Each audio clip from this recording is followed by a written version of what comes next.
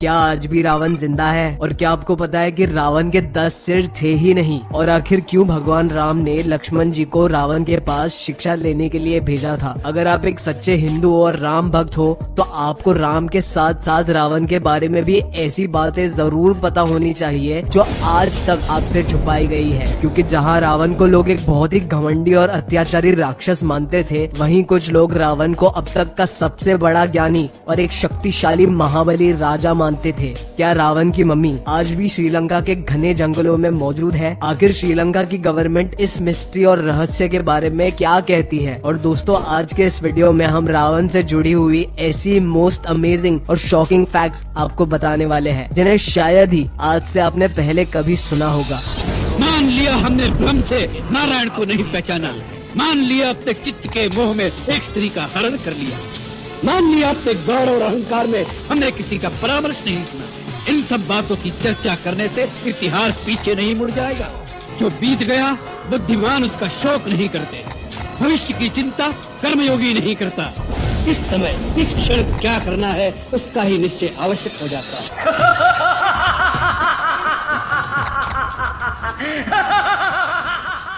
सबसे पहली, रावण का नाम दशानंद रावण था क्योंकि उसके 10 सर थे और यही वजह है कि दशहरा के दिन पे रावण को जलाने के लिए उसके 10 सिर बनाए जाते हैं। लेकिन आप में से कई लोग रावण के 10 सिर होने के पीछे के रीजन को नहीं जानते होंगे। दोस्तों, रावण के 10 सिर होने के 2 मोटिव थे। पहला ये कि असल में रावण के 10 सिर थे ही नहीं, उसके गले में पड़ी हुई मोतियों की माला से एक ऐसा भ्रम पैदा होता था कि वाकई में उसके 10 सर है। और बता दे कि ये माला उसकी माँ ने उसे दी थी। और 10 सिर होने का दूसरा मोटिव ये था कि जब रावण शिव जी को प्रसन्न करने के लिए घोर तपस्या कर रहा था, तब रावण ने अपने सर को धड़ से अलग कर दिया था। इसके बाद शिव जी रावण से इतने प्रसन्न हुए कि उन्होंने उसके हर एक टुकड़े से एक सर बना दिया, जिससे कि रावण के पूरे 10 सर हो गए।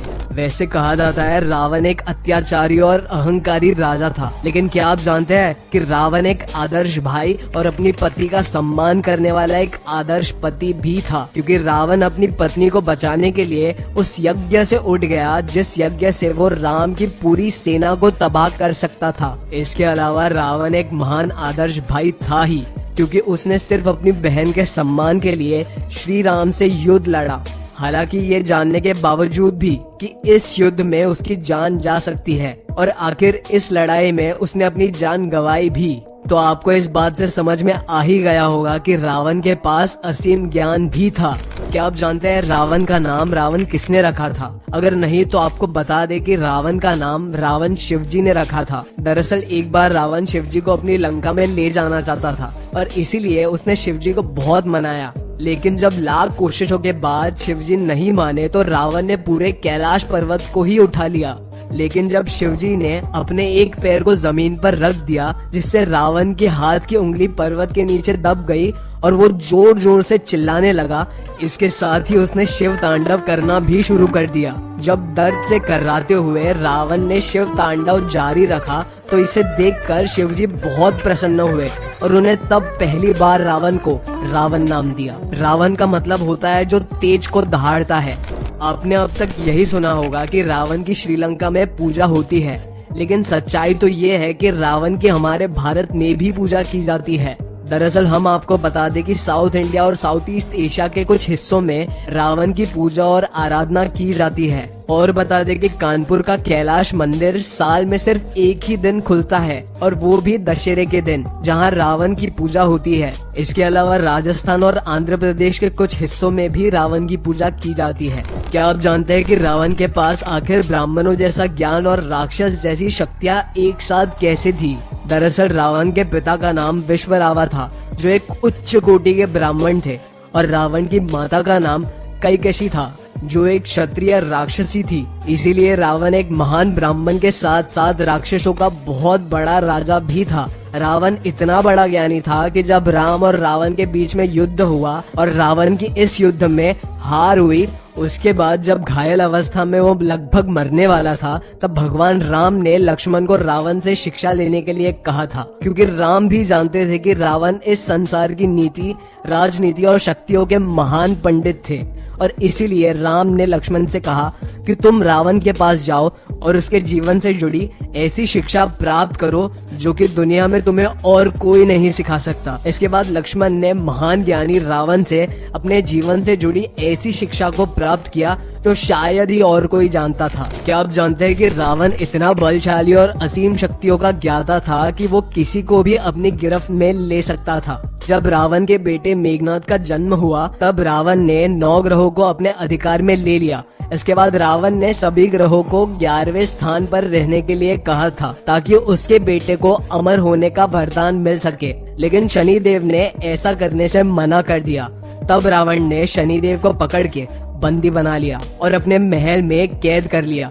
इसके अलावा आपको बता दें कि रावण एक महान संगीतज्ञ भी था और उसे वीणा बजाने में महारत हासिल थी। पुरानी कथाओं के अनुसार रावण इतनी मधुर वीणा बजाता था कि देवता भी उसका संगीत सुनने के लिए धरती पर आ जाया करते थे। और इसी तरह से कहा जाता था कि रावण एक महान वीणा वादक भी थे। दोस्तों, ऐसा कहा जाता है कि श्रीलंका के जंगल में आज भी रावण की मम्मी मौजूद है। दरअसल श्रीलंका के लोग अपने पूर्वजों से सुनते आए हैं कि रावण के शरीर को श्रीलंका के जंगलों में मौजूद गुफाओं में रखा गया था।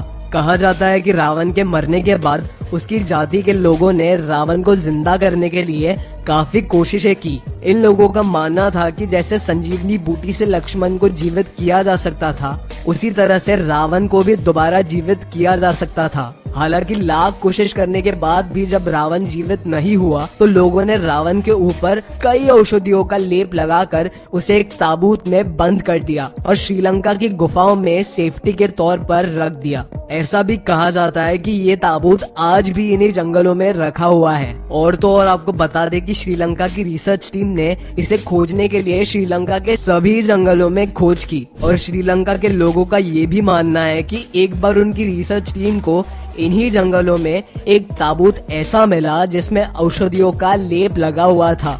लेकिन श्रीलंका की गवर्नमेंट ने उन्हें सेफ्टी के तौर पर इस ताबूत को खोलने से मना कर दिया। यहाँ तक कि एक बार श्रीलंका की गवर्नमेंट ने खुद इस बात का खुलासा किया था। दोस्तों, क्या आप जानते हैं कि रावण के पास उस टाइम भी इतनी टेक्नोलॉजी थी कि आजकल की टेक्नोलॉजी भी उसके सामने फीकी पड़ जाए।